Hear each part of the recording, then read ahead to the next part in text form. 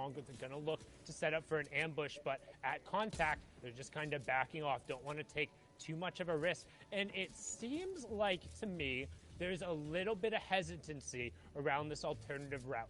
I'd be very interested to know how often these guys have practiced one of these alternative routes, as there are a bunch of other scavengers who kind of play this area. There's a couple of guaranteed henchman chests down here that make this not quite so much of a risk compared to some of the other scavenger routes, but also just ipso facto, because of where they are on the map, they're rotating right past Andalex and Co. up in Sweaty Sands. And that will be interesting if they clash. That is first and second place. If they clash together, we know that throughout historically in these things, the scavenger team is not going to have the power advantage when it comes to a team landing at a POI, especially as powerful as Sweaty Sands. As my boy Aussie Antics stated, there has been a little bit of an upgrade with the trick-or-treat candy that's been around. Yeah, but the trick-or-treat all done for today. The candy is still there, but it's all serious business, as we've seen. Tayson, Mitra, and Mongo ran away with it. They were the freight tray on day one. Then matches 1 and 2 today, 5 and 6 overall, 17 points and then 38 points. They're averaging 25 plus points a game. Since then, they've only been able to scrounge up 6 total points, and those were all from the eliminations in another shambles game. So the second somebody stepped up to the table and said, hey, what do you got? Well, they got forced away, and now can they continue to just hold off the horde that is EU? And here is their number one challenger, the one looking for the belt, to deny Mitro and Mongrel that signature victory, the trophy on the shelf, and its players who already have one. I gotta say, though, to be real, yeah, Thomas HD, they're the one that stepped up for that brief moment, showed the chink in their armor, showed the weakness, showed that they had a weak spot. Yeah, I get that, but it was then like four other trios decided to all step up at the same time once they saw that the beast was vulnerable. To be fair, Mongrel, Mitro, and Tayson, they worked really hard to build that lead. And, you know, I would guess the rest of the EU region is probably kicking themselves knowing that they could have had those opportunities earlier on. But when you second guess yourself, it's just like when you cross the road, like in those old school games, you know, you gotta be no hesitation. You just gotta get it. You know what I mean? And that hesitation may have cost a lot of trios opportunity to walk away with the FNCS Trios Championship. And at the end of the day, a lot of money is going to be rewarded and the Axe of Champions. Look at the bottom right of the map. Look at the bottom of the map right now. Oh, he saw the pings. Oh, that's so unfortunate. So, Micho, Mongo, and Tayson, those are the yellow triangles in the bottom right-hand corner there. It might be a little bit difficult to see for some of our mobile users out there as well, but they were trying to set up an ambush. They're trying to cut off that white line rotation path, knowing that Andalex, Duck on Top, aka X-Squeeze, and Wave Janus are going to be rotating along that path. They're trying to secure the victory royale. They're trying to secure the overall tournament win right now by stopping them on their rotation here. If they're able to deny this rotation and not let these guys go past, that's it. It's over. We could be watching the entirety of the tournament come down to a single engagement, but they spotted it out, and will they be able to go around? As we're now going to swing on 2 of kind of our movers and shakers, 2 of the catalysts, 2 of the trios who've been popping around the map a little bit more actively than anybody else. It's Fadil and Fastrokey now fighting off against Flick and Anas, with Thomas being the one who got dropped early. So going to be a lot of the pressure onto Anas to make this happen, as Kylie now joining the fray. And Vidil's trio are still very dangerous. They were very dangerous in the heats. They took out a lot of big names, so this is not going to be an easy engagement, as yes, Thomas is gone and Nas and Flick are going to have to do it solo. This is a trio that is just moving up, and we've already seen Wolfies, Kenzel, CRR. They are only 3 points right behind them. Kenzel, Wolfies, and CRR have unable to take advantage as well of Mongo's, Mitro's, Tayson slide. But now they have to focus in and deal with the challenge of Kylie, Fasroki, and Vidil, who had a very strong heats, and now the grand finals just have unable to produce that. But we saw this in heats, man. Just those last 2 games, Vidil was able just to show up and all of a sudden start slaying. Yeah, and Vidal is somebody, we've talked about it time and time again. We talked about it during the qualifiers, able to go toe-to-toe with the best in the region during the solos competition, just absolutely waxing Mongrel 65% of the time. We saw him put him in a blender as well during the heat competition, but Mongrel's been the one blending everyone else, as Anas is able to find a good shot there, but it's only enough of a reprieve to pop his big shield, which to me shows how nervous he is. He's not confident enough to get the siphon. He doesn't want to go down here knowing that Flick has no excess shields. He's going to be the one to make the play. He's the one with that epic pump shotgun. He has the ability to hit those big 200 damage pumps, and he needs to make something happen, especially with only the 4 builds. You can see that under the 1 there on the Elam counter, so it's going to be a quick little ambush shot. However, each one of these players, minus Vidal, is in a relatively healthy range. Now you can see we're going to rotate back over to another team in contention. It's Wolfie, CRR, and Kinzel. It's so dangerous. We've already seen Kinzel be back-to-back solos all by himself. It was up to, him to kind of hold on to placement points and unable to do that. Wolfies and CRR have already gone down twice. They cannot afford. The slide has already begun. They were in top 3 for the longest time. They worked really hard to get there with a phenomenal day 1 performance. Their day 2 was getting just as good, and unfortunately they hit, like you mentioned before, a stone wall. But Kinzel, the back-to-back DreamHack champion, I just like to say that because that is an unbelievable feat in itself. Wrangle in the other solo stars, the CRR Wolfies. They've been cementing themselves as a strong trio, and now we're just seeing the inconsistencies kind of show its ugly head at the most inopportune time, considering there's only 2 games left, including this one. We're getting closer and closer to the end game. I think, actually, to quote that famous doctor, it's the end game now, Sundown. We're in the end game now. And the end game for this game is what's going to matter, but keeping an eye on the top left, Tayson gets a knock onto Gianza. If they're able to convert onto that and just staying in the lobby is what's most important. But we've also saw in kind of that match number 9 situation, you can't draw too much attention to yourselves. You have honestly quite larger than a target on your back. It is a missile silo. It's a huge red X that everyone is looking for and trying to figure out where you are. You can even see Jonas, Duck on top, Andalex marking some spots here. But currently, our number 2 ranked team, the only one who can realistically catch Mitro, Mongo, and Tayson, they're below that Storm Surge threshold. And right now, they're starting to take shots from the Rift. They're trying to get on the opposite side of this, but they're going to be very heavily split out. They're the orange triangles there, and they're being cut off on that rotation by Mitro, Mongo, and Tayson. X-Squeeze takes a ton of damage. Duck on top, down to just 20 HP. Janus desperately trying to find room to pop some of those mini pots, and the pressure's coming. Storm Surge is also coming. There's another team on their back, but Nems gets picked off. Sometimes all it takes is a couple bullets thrown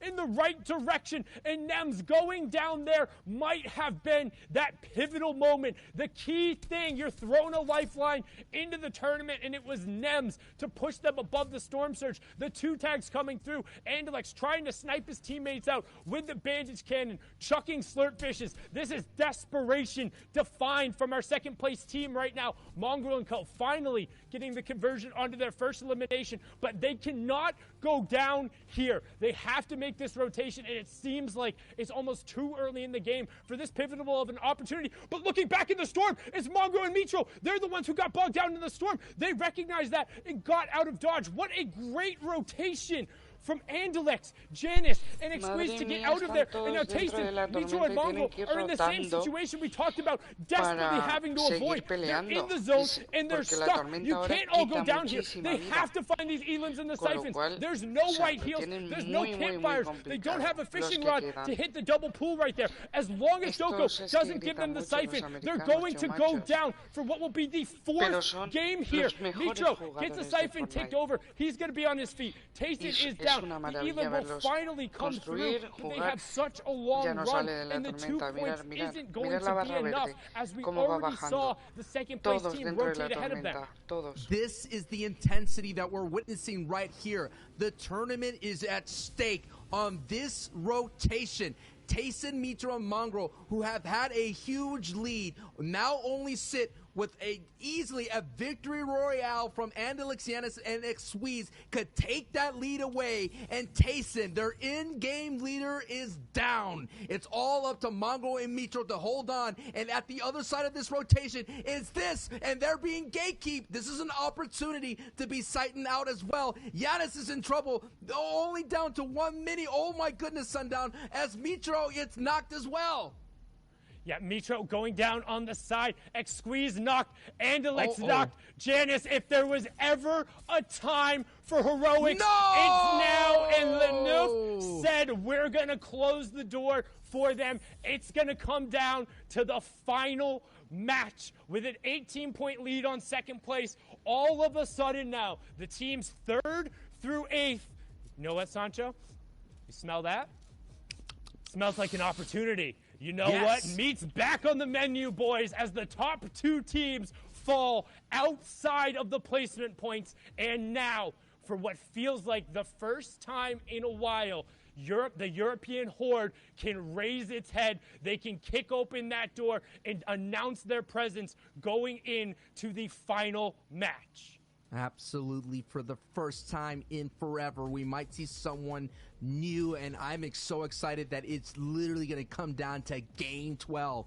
Now we're seeing Wolfie, CRR, Kenzel. They have an opportunity to make things interesting if they have a pop-off game in the Victory Royale. You're just seeing Mongrel there finally getting through, picking up an elim. That's going to be nice. It's going to be that, hey, it could all come down to 1 elim point, 1 placement point. We already saw in the heats it came down to 1 shot from qualifying into the top 8 to get into the grand finals. We're talking about an entire month of FNCS competitive play, all coming down to these last moments in the last game. Everything's going to matter. Every gatekeeping stance matter, and it's going to be a big-time finish here, ladies and gentlemen, folks of all ages. And Kenzel goes down, but Hin also gets knocked by CRR. Oh, no. Hin is now the big-time clutch player, and he goes down. How is Kenzel getting knocked there? CRR has a total angle on 3 different teams rotating through the zone. Kenzel off by himself. CRR finding another knock there. They needed to be together in this circumstance. This was an opportunity. CRR by himself converts into 3 eliminations, but at the cost of the 2-time DreamHack champion going down. Savage will pick up the Siptos and end the run there. So while Hen was fantastic on that individual run, we talked about them needing to pick up that floor if they wanted to stay in that top 5 contention, and going to drop again here. When you get 1 moment, 1 opportunity to seize it, will you? And right now it looks like he's got mom spaghetti everywhere. As we're going to swing on over, you can see ADN Amplify on the side there with Matzo, Chapix, Queasy trying to find a little bit of space as well. That 4th zone is revealed, and we're heading in towards the lake, towards Retail Row, now, with a little bit of zip line in play, but otherwise pretty natural finish. And we're going to find out whose knees are weak at this moment, considering that, look at this. Old Man Mountain. There's a couple of them out there that can kind of go ahead and chop anyone down that's going to try to make their ride up their leaderboard here. You already mentioned 1 and 2 is out. Our Tor, Cami, and Raxo had a strong opportunity and got the victory out to put them in that 3rd place. Here is another trio, Floki, Komet, Nakos, that are on a bit of a slide. They could do this. They could come around and get a victory out. And when we're going into Game 12, Sundown, we're going to Game 12 with about the top 5 all up for grabs and the number 1 spot. That's the kind of finish I want to see. And while they're on a little bit of a slide, they've been putting it together better than their less consistent games yesterday. They're 3rd in terms of overall eliminations. What they're missing on today so far is that deep placement run with also combined eliminations. They've had one or they've had the other. If they can get both here, they're currently sitting in 7th. They can put themselves into that top 3 area in contention for 1st. But there's a number of other trios who can also do that. As you see, Savage, Lechi, and Benji, another full trio wipe. That's 3 more points over to them. They were 10th place on that outside, looking in for the top 5 coming into this game. But as we said, 1 and 2 are down. If you're watching and you're wondering what we care about, it's those teams 3rd through 10th and whether or not they capitalize. And the French trio has prime positioning to do it right now. And 4th place just fell. Wolfies and CRR eliminated out So more shakeups are going to happen. The analyst desks are going to have a lot of work going forward here to take a look at the leaderboard, because so many teams are going to be able to slip and so many teams are going to be able to overcome them. And this is a trio right here, now down to a duo. Raxo, Kami, they get a nice one on Squeezy right then and there. Another big name going forward too. So Raxo, this is a prime opportunity for this Cohen company to kind of all of a sudden heat up, and they're trying to go on this rotation here on the other side here, but they're being greeted and met with some bullets. Now the retreat is on. They're going to go back into their old builds. This is what's so important about space control. The ability to have the retreat and not get lobby focus is going to keep this trio alive, and the opportunity to move up their leaderboard to kind of close the gap between second and third. Yeah, EP Alexa, a.k.a. Enterprise Queasy there, going down in a good pickup. But you've seen that this trio was able to get their victory royales when they had everyone on their feet, and they had a decent amount of utility as well. So the fact that Artur has gone down is going to make this execution a little bit more difficult. But one thing I want to call out for Kami, he's got those fireflies going on. It's one of the few things in the game that can apply that fire effect to builds. If there's somebody who is building out towards wood or ends up getting too vulnerable there, they end up running out of mats. It can be a surprisingly effective tool in the late game. But right now we see Leneuf getting a confirmation there onto Flick. Eyedrop also going to down Floki. Nako's going down, so all going to be on the back of Clement. Otherwise, the top French trio going to fall short of placement points again. And Cammy finds the angle with a brilliant crash pad floor replace. Finds Thomas HD sticking his head out there. The 190 tag, enough to tip him over the top. And that's some top of the leaderboard crime right there. First, second, fourth, and fifth are now most likely out completely, including that knock and Elam from on against Thomas HD. Now Clement here all by himself in the 7th place trio, now going to ride in the backpack phase now. And we've seen the clutches, we've seen the Lone Rangers, we've seen the Heroics come out through the EU region, and Lunef gets knocked by a Nas. I was about to say, Enough and Jasper are getting some big knocks at the same time as the big names of Benji. The old guard is trying to hold on tight and not let the new guard kind of come out of nowhere and take the titles. And now we're into placement points as well. 17 trios remaining. The full moving zones are out. This is match number 11 in total. We'll have one more after this, but can any of these trios, missing members, clutch up as first on board here with Clement? He's got a pepper pop, but can it turn into plentiful points? That's Rojo, a.k.a. Smash Dave, the wildcard victor, going down there. Some key mats going over to Clement, and that's one more point, but no additional placements coming through as Lecce going to pick up AD, and Clement checks his 6, but no bogeys there. Going to continue, try to get his HP up and riding right on the edge of the storm. The backside of the zone is where you're going to find excess utility and the most opportunity for these solo plays, trying to find people just stuck and ratting in the corner. And Clement now tracking through these old builds, looking for his next target, as we're going to get a pad and see what the control looks like, as I believe it's Vadil and Frostroki up on the high ground. We're going to swing back on board here with Clement, and he's going to go down 16th place.